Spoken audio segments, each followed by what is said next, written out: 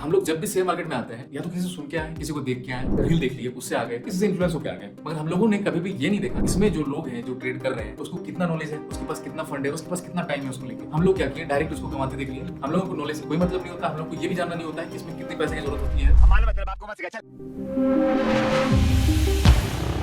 Share market एक ऐसा गहरा कुआं है जो पूरी दुनिया की प्यास बुझा सकती है। ये वाला डायलॉग तो आप लोगों ने सुना होगा, लेकिन कभी आप लोगों ने ये सोचा कि ये वाला जो डायलॉग है ये कितने लोगों के साथ सूटेबल है और कितने लोगों के साथ सूटेबल नहीं है। ये डायलॉग सूटेबल तो है लेकिन आपके साथ नहीं, जिसके पास फंड भी है और नॉलेज भी है। ये बात मैं क्यों कह रहा हूँ आप ध्यान से सुनिएगा तो आपको समझ में आएगा। असल में क्या होता है, हम लोग डायलॉग को सुने, शेयर मार्केट जो है सबकी प्यास बुझा सकती है सबकी, लेकिन हम लोगों को ये समझना सबसे ज्यादा जरूरत है इस डायलॉग में आपको कुआं, गहराई, पानी और प्यास का बात हुआ, लेकिन रस्सी और बाल्टी जिसके थ्रू आप पैसा निकालोगे इसका बात किसी ने किया ही नहीं। सो इस डायलॉग में जो रस्सी है वो है आपका पैसा और जो बाल्टी है वो है आपका ब्रेन। मतलब आपके पास अगर नॉलेज नहीं है तो आप कैसे पैसा निकालोगे, और अगर आपके पास नॉलेज है भी और आपके पास पैसा ही नहीं है तो आप रिटर्न कमाओगे कैसे? कभी आप लोगों ने सोचा ये चीज? नहीं।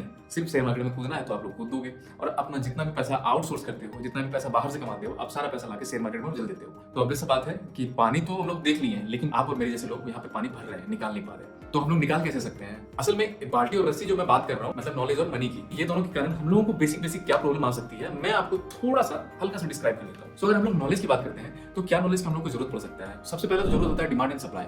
ये वाला जो हम लोग जब तक नहीं पहचानने सीखे तो आप सही समय पर खरीद ही नहीं सकोगे शेयर को और बेच भी नहीं सकते सही समय पर। और इनकेस आप सही जगह पे एंट्री ले भी लिए हो तो आप लोगों को ये नहीं पता होगा, भगवान भरोसे आप बेच दोगे कि अगर आपको मान लो कि ये शेयर आपको ज्यादा प्रॉफिट देने वाला था तो आप प्रॉफिट ले नहीं पाओगे क्योंकि आपको पता ही नहीं निकलना कहाँ पे है और घुसना कहाँ था। तो इसीलिए नॉलेज का प्रॉपर जरूरत होता है ताकि आप डिमांड एंड सप्लाई जोन को पहचान सको। और दूसरा जो चीज आ गया दोस्तों वो है मनी। लैक ऑफ मनी के कारण आपको क्या इशू हो सकता है? सबसे पहला तो आप पैसे कम होने के कारण क्या करोगे, आप लिवरेज का यूज करोगे जिसमें आप ओवर ट्रेडिंग करोगे या तो फिर होता है ना ज्यादा क्वांटिटी से आप ट्रेड करोगे। इसमें क्या होगा कि अगर आप ज्यादा क्वांटिटी से आप ट्रेड भी कर लिए तो क्या होगा कि अगर इनकेस नुकसान हुआ तो सबसे ज्यादा नुकसान किसको है? आपको है, क्योंकि आपके पास पैसे कम है। नुकसान हुआ तो भारी नुकसान होगा। दूसरा बात है भारी नुकसान के साथ आपको ब्रोकरेज भी ज्यादा पे करना होगा जो कि आपका ब्रोकर लेके जाएगा। और दूसरा जो गवर्नमेंट है वो अपना टैक्स लेने नहीं भूलेगी। आप कमाओ ना कमाओ आप गवाओगे जरूर, ठीक है।